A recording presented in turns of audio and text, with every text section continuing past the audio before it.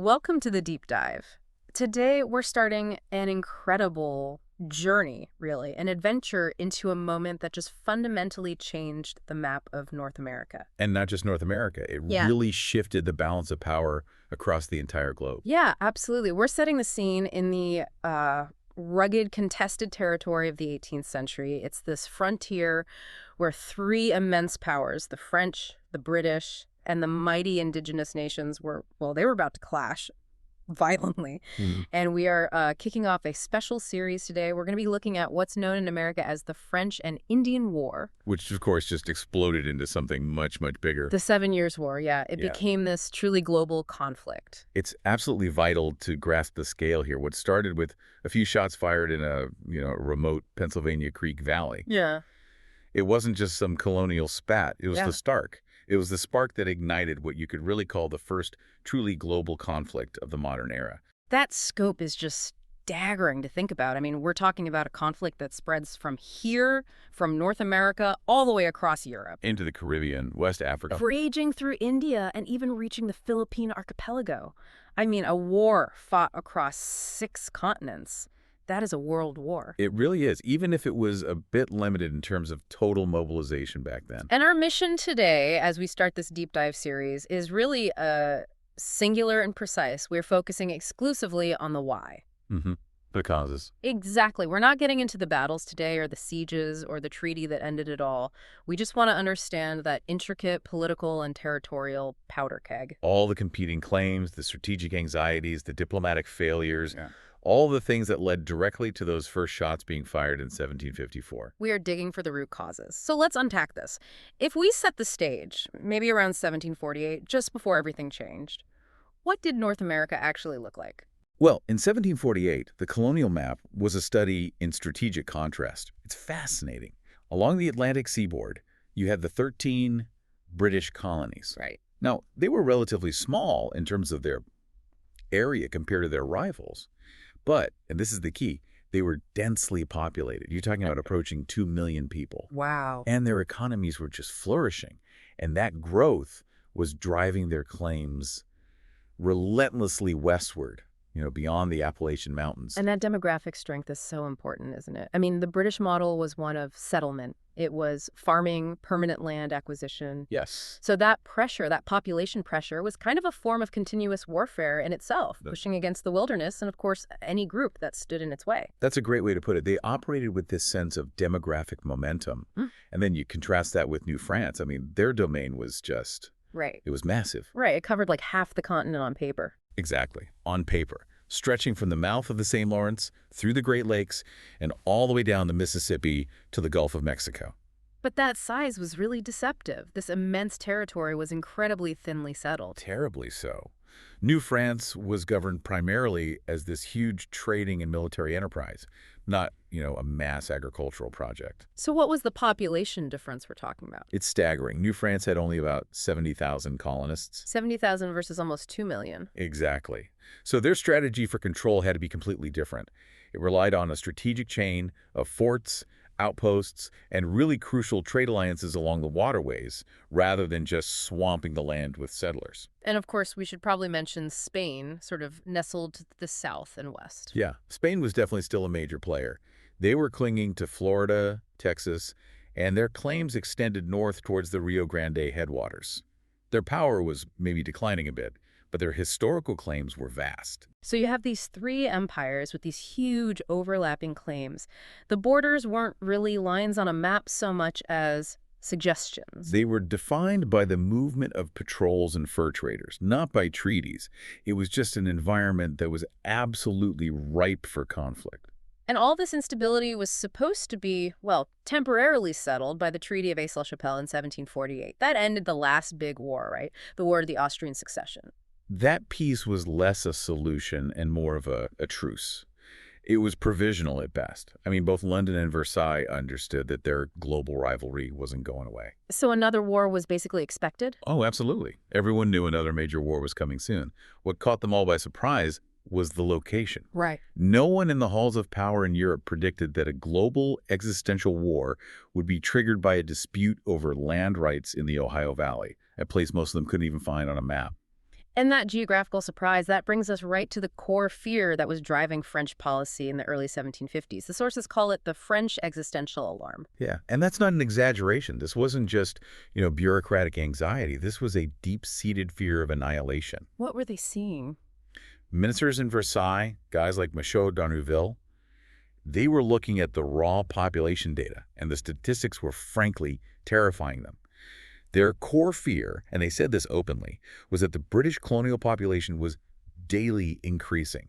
And that demographic explosion, how did that translate into an existential threat for the entire French Empire? Well, you just look at the ratio, 2 million British settlers versus 70,000 French. The conclusion was obvious. If they didn't do something proactive, build a military and diplomatic wall, the British colonies would just swallow New France whole. And it wasn't just about Canada, was it? They were worried about the Mississippi, about being cut in half. And they were terrified of losing their most profitable possessions, the ones down in the Caribbean. The Sugar Islands. Absolutely. The West Indies, Saint-Domingue, Martinique, Guadeloupe. I mean, these were the absolute jewels of the French Empire. They produced immense wealth. So the fear was, if the British take the North American interior, they could use that to launch attacks on the Caribbean supply lines, and that would cripple the entire French transatlantic system.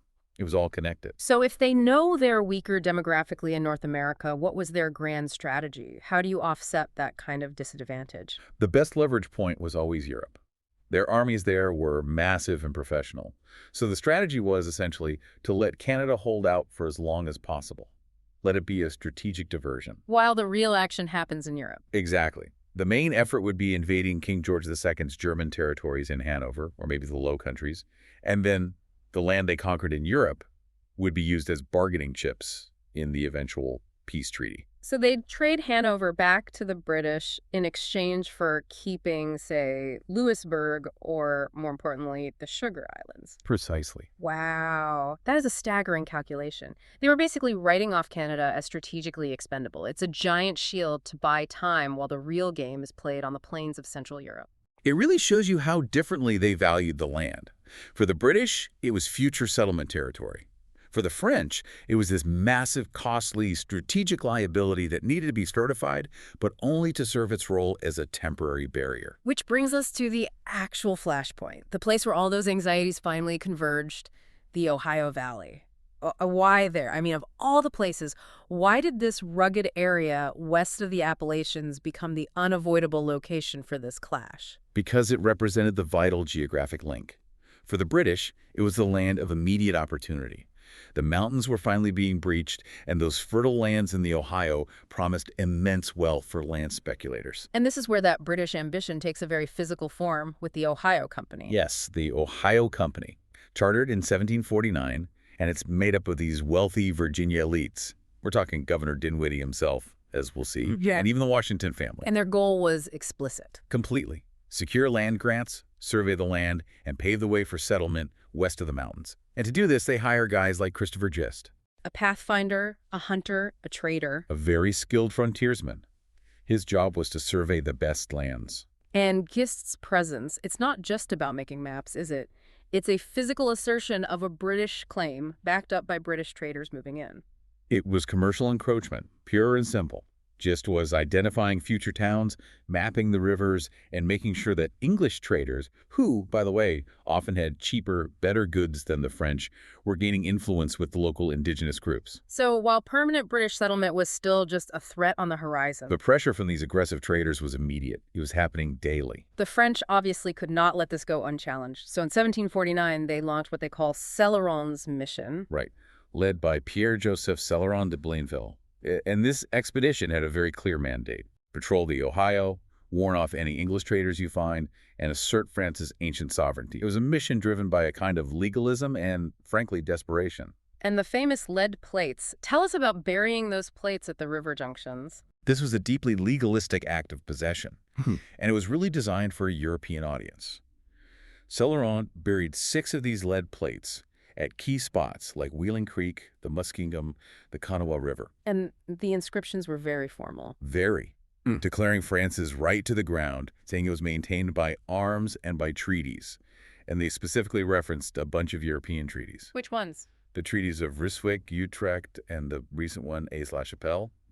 They were trying to create a paper trail, basically, to link what they were doing in the wilderness to the global legal framework. But burying a piece of lead in the dirt is, well, it's a lot different from actually controlling a territory. Exactly. The action had zero practical impact on the English traders who were already there. It was a huge expense for a purely symbolic gesture. And the journals from that mission tell the real story, don't they? They do. Father Bonkamps, who was on the expedition, he wrote something that is so revealing. He said the Ohio country was so little known to the French and, unfortunately, too well known to the English. That is the critical realization, isn't it? That quote just lays bare the French failure. They had this vast claim on paper, but the English had the practical knowledge on the ground. It was a shocking wake-up call for them. The mission proved that legal claims and symbolic gestures were totally insufficient. And that failure is what directly spurs the French government, a few years later, to abandon this approach and choose a permanent military solution. Build a chain of forts. Because they realized if they didn't put soldiers there, the whole territory would just melt away. It was already happening. Now, the story of the Ohio Valley is so often framed as just this Anglo-French rivalry, but that misses a huge piece of the puzzle. The third, and you could argue most crucial, political force, the indigenous nations. Absolutely. You cannot understand this conflict without them. No European power could control the interior without the cooperation, or at least the non-interference, of the Native American nations. And chief among them was the Iroquois Confederacy. The Haudenosaunee, the Great League of Peace and Power. And the Iroquois Confederacy was so much more than just a loose collection of tribes. It was a sophisticated, centuries-old political union. It was a cultural and political masterpiece. It brought together the original 5 nations, the Mohawks, Oneidas, Onondagas, Cayugas, and Senecas, and then later the Tuscaroras, to form the 6 nations. And its purpose was to manage their external relations, right? Manage external relations and maintain internal peace across this massive region of what's now New York and beyond. And their whole foreign policy for something like 50 years was built on this idea of neutrality, which seems incredibly difficult to pull off. That was a diplomatic masterpiece. They basically codified it in 1701 with what's called the Grand Settlement. And this was a strategic move born out of necessity, really, after they'd suffered some major defeat against the French. So they realized fighting either European power was a losing game. It would only weaken them permanently, so instead of choosing a side, they played the great game. How did they do it? They did 2 things at once. They renewed the covenant chain, their long-standing alliance with the English colonies, especially New York, and at the same time, they signed a major peace treaty with the French in Montreal. So they became the indispensable middlemen. Precisely. They used this calculated non-alignment to preserve their independence. If Britain or France wanted to move troops or trade through Iroquois territory, they had to negotiate. They had to pay tribute. They held all the cards. A brilliant strategy. But you mentioned that this masterful neutrality started to become really precarious by the 1750s. What happened? Why did it collapse? It collapsed because the European powers stopped just asking for trade and started moving in with soldiers. They began the physical, military occupation of land that the Iroquois claimed influence over, particularly the Ohio Valley. And the Central Iroquois Confederacy couldn't control all the different groups, could they? That's the other key. They had trouble controlling the breakaway groups who had migrated west people, like the Shawnee, the Delaware, and the Mingo.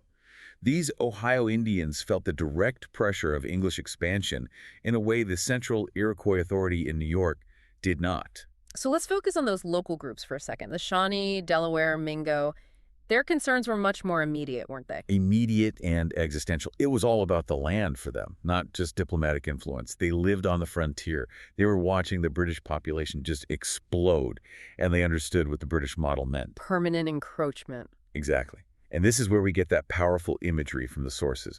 The fear that if the French were kicked out, English settlers and their farms, their fences, their animals would move in like so many locusts. That is a chilling quote, because it perfectly captures the difference. It wasn't just troops they feared, it was a complete ecological and social takeover. Absolutely. The British brought an entire agricultural ecosystem that just destroyed native hunting grounds and subsistence patterns. The English wanted the land itself to own and to settle. Which gave the French a huge diplomatic advantage, despite their overall weakness. It was their best card to play. The French were primarily interested in the fur trade. And the fur trade needs vast, untouched forests and a pretty small, mobile military presence. They didn't want to clear the land for farms. So they could present themselves as partners, almost. They could. French spokesmen used this expertly. They made it, as the sources say, tempting to allow Indians to think of the region as their land. It was a paternalistic relationship with the French father, Onontio, but it allowed the indigenous groups to maintain their traditional way of life. So for the local tribes, it was clearly the lesser of two evils. The French wanted to trade with you, the British wanted to replace you. That distinction is paramount. It's why when the war finally broke out, so many of those local nations sided with the French. They weren't fighting for France, they were fighting against the British settlement model. This whole complex diplomatic structure brings us to a critical argument. The war really began when that Iroquois neutrality system failed, allowing the empires to finally confront each other directly. Hmm. And that failure was sort of crystallized by the pathetic display of colonial disunity at the Albany Congress. Oh, the Albany Congress. Yeah. Held in the summer of 1754, it was supposed to be this great moment of Anglo-American unity. The whole point, the urgent reason for it, was to renew the covenant chain with the Iroquois. To keep them on the British side, or at least neutral, with the French getting more aggressive. Right. But the Congress was a spectacular failure of colonial cooperation. A total catastrophe. An utter catastrophe. The colonies, especially New York, Pennsylvania, and Virginia, who were all rivals for that western land, were far more interested in vickering and protecting their own local authority than in continental security. And this is where Benjamin Franklin comes in with his famous plan, isn't it? Yes.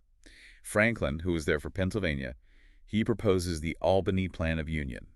It was this revolutionary idea for a unified colonial government that would handle defense, negotiate treaties, levy taxes, a blueprint for colonial unity. But nobody wanted it. Why not? Because the colonies refused to give up their local power. Yeah. The power to tax themselves, to manage their own militias, to run their own land policy. The idea of handing that over to some central authority, even one made of other colonials, was just too radical. So instead of showing the Iroquois a strong, united front, They showed them a chaotic, greedy, disunited mess. The Iroquois delegates walked away deeply unimpressed. They saw that the British, for all their numbers, were incapable of collective disciplined action. and that just pushed them further away. It reinforced the French calculation, really, that diplomacy with the English was pointless and only military force could secure the Ohio. The collapse of Iroquois neutrality, which was sped up by this colonial failure, just threw the door wide open for the military confrontation that came next. So by late 1753, diplomacy is basically dead, and the French move ahead with their military solution. They start building forts. And this was a massive undertaking. The Marquis Duquesne, he ordered this chain of log forts. They were trying to secure the entire waterway from Lake Erie down to the Ohio. They built Fort Le Boeuf first, deep in the territory, to establish that defensive line. But the real prize, the geopolitical key to the entire region, was the forks of the Ohio. Absolutely. The Forks, where the Monongahela and Allegheny rivers joined to form the Ohio, that was the choke point. If you control that spot, you control all traffic, trade, and military movement into the entire Ohio Valley. It was the perfect spot for a fort. It was, as Washington himself would later note, the ideal site for a fort. So before the French can finish their chain of forts, Virginia, pushed by those land speculators in the Ohio Company, decides to act. And this brings in Governor Robert Dinwiddie. Dinwiddie, who was a major investor in the Ohio Company, he gets these reports of French activity, and he knows he has to assert Virginia's claim, and that whole investment is worthless. So in late 1753, he sends a very young 22-year-old Major George Washington. Right, who at this point is a highly ambitious, but militarily very inexperienced surveyor and militia officer. His mission is to deliver a message. I want to push back on that a little. Was he just delivering a message, or was this a calculated act of provocation on behalf of the Virginia land speculators? That is an essential distinction to make. Yes, his official mission was to carry a letter to the French commandant at Fort Le Boeuf telling him to leave. But the underlying goal was provocation. Dinwiddie wanted to force the issue. He wanted to demonstrate Virginia's claim, to size up French strength, and maybe, just maybe, to force the Crown in London to back up Virginia's claim militarily. Yeah. And Washington, ambitious and personally invested, was the perfect guy for the job. So Washington makes this long, difficult journey, gets to Fort Le Boeuf, and the French politely but firmly tell him to get lost. Essentially, yes. The commandant treated him courteously, gave him supplies, but the answer was unequivocal. France was acting on direct orders from the Governor-General of New France, and they were not withdrawing. They considered the British to be the trespassers. So Washington returns with the bad news. The French are staying, and they're building. Right. And that's when Virginia launches this frantic, last-ditch effort to beat the French to the forks. They send a tiny force of workers, A right? tiny force, about 40 English workers under an Ensign Edward Ward, to build a small stockade at that strategic junction. It was a desperate minimalist attempt to just plant a flag. But the French logistical effort, it paid off. They won the race. They did. On April 17, 1754, Captain Contrecoeur shows up with 800 French troops. 800. 800. They completely dwarf the tiny British crew. And they courteously but firmly inform Ward that he's on French land and he has to leave immediately. Ward obviously complies. And the French immediately start building their own fortress. They tear down the little British stockade and begin construction on the formidable Fort Duquesne. The race was over. Deterrence had completely failed. At Washington, he gets this crushing news that the French are at the forks in force. But he keeps advancing with his small Virginia militia. This just seems incredibly reckless. It was. It was a reckless move. He's marching a few hundred militias toward a fortified position with 800 professional French soldiers. His decision was driven not by sound military tactics, but by this overwhelming political pressure from Dinwiddie and the speculators. They needed a fight. They needed a physical confrontation to justify a massive British intervention. Washington was acting aggressively to force the issue. He needed to land a punch, no matter how small. He needed to be the one to start it. Exactly, or at least be the catalyst. And that desperate aggression leads directly to the pivotal moment, the ambush at Jumonville Glen on May 28, 1754. The French command at Fort Duquesne, they know Washington is out there, so they decide to send a diplomatic party led by Ensign Joseph Coulon de Villiers de Jumonville with about 35 men. And his mission was explicitly diplomatic. Explicitly. His orders were to gather intelligence, find Washington, and deliver a formal summons demanding his withdrawal. He was absolutely forbidden to initiate an attack. So the French see this as a diplomatic mission. Washington, however, sees a hostile scouting party. Washington was determined to attack. He gets intelligence on Jumonville's location and decides to move quickly under the cover of a rainy night. And he's not alone. He has his Virginia militia and a crucial group of Mingo warriors led by Tenacreson, the half-king. And this is where it gets really murky, right? Because Yeah. you have these completely conflicting stories about what happened. Washington's version is pretty straightforward. Right, his official report, the one published in London, basically says, we were fired on first, we fired back in self-defense. A simple firefight, 10 Frenchmen killed. But that is not what the French said, or what the indigenous account said either. Not at all. Their version is much darker. It points to an ambush followed by a massacre. So what did they claim happened? The French version claims that after the English fired a volley, a ceasefire was called, possibly so Jumonville could deliver his diplomatic summons. But before he could, Tenacreson, the half-king, stepped forward. And this is the decisive moment. What was his role in this? He was the true physical trigger. Tenacreson reportedly took his hatchet and killed the wounded Jumonville in cold blood, a coup de grace. One account says he washed his hands in Ensign Jumonville's brains. The French survivors were horrified. My gosh, why would the half-king do that? Why execute a diplomatic emissary? This is the critical complexity of the scene. Tenacreson wasn't acting for the Iroquois Confederacy. He was acting as a Mingo leader, representing the Ohio Indians who had the most to lose. By killing a French officer, he was trying to do two things. First, he was asserting his own authority, declaring war on the French in his own name. But second, and most importantly, he was trying to force the English into the conflict. By spilling French blood so brutally, he made it impossible for Washington to retreat or negotiate. He ensured the British crown would have to fully commit to fighting the French. So Washington created the conditions for the violence, but the half-king engineered the point of no return. Precisely. Washington's offensive action led them there. But the half-king's brutal, decisive murder transformed a skirmish into a violation of diplomatic immunity. For the French, this wasn't a battle, it was an atrocity, the assassination of an emissary. It was the direct, undeniable cause for war they needed to launch a full-scale retaliation. And the French response was immediate. They wanted revenge. Of course. Washington, knowing this, he retreats and hastily builds Fort Necessity at a place called Great Meadows. Which was a terrible spot for a fort. A terrible defensive position, built basically in a swamp. Now, on July 3rd, Jumonville's older brother, Captain Louis Coulon de Villiers, arrives with a superior French force demanding satisfaction. And Washington is quickly defeated. He surrenders on July 4th, 1754. Not only does he surrender, but because his French was poor, he signs a surrender document that explicitly says he was responsible for the assassination of Jumonville. Wow. He admitted to murder. Even if he did it accidentally, it was immediate propaganda gold for the French. And to make it worse, his crucial indigenous ally, Tana Grisson, had already abandoned him, bluntly stating that Washington had no experience. A devastating indictment. It is. The war that Washington's aggression had started was now fully underway, and the British had begun with a massacre and a humiliating surrender. So what was the reaction in London and Paris when this alarming news finally got there? Well, London recognized that Washington's blunder had successfully created the confrontation they sort of needed.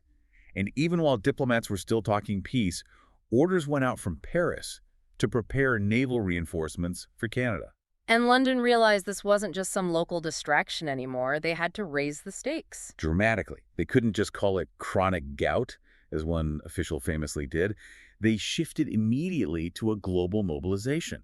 They appointed Major General Edward Braddock as Commander-in-Chief in North America. And they ordered a massive expeditionary force to cross the Atlantic. Thousands of regular, professional British troops. And that shift from local militias to a major general and thousands of regulars, that's the real start of the global war, isn't it? It is. It shows that the crisis that started over land claims in the Ohio Valley and was forced into violence by Washington and the Half-King had now successfully dragged the two greatest European empires into a massive, costly war. The local squabble had become the reason for a world war. London decided diplomacy was over. Only overwhelming military force could achieve their goals now. So we've really charted the whole path here, from competing land claims to that fateful ambush that finally dragged the great powers of Europe into this global war. The complexity of it all is just stunning. It really is. And if you wanted to summarize the primary unavoidable causes, I think there are two. First, there was just that intense strategic competition for the Ohio Valley. An unresolvable imperial rivalry. Exactly. You have the British drive for westward settlement against the French strategy of trade and military control. Two completely incompatible models. They were just bound to clash. And the second piece is the collapse of that Iroquois neutrality we talked about, facilitated by that colonial disunity at the Albany Congress. Right. When that masterful 50-year-long diplomatic balance failed, it just allowed the aggressive actions of local commanders Washington and the Half-King to light the fuse. That combination of strategic necessity and a brutal, undeniable act of bloodshed, that was the trigger.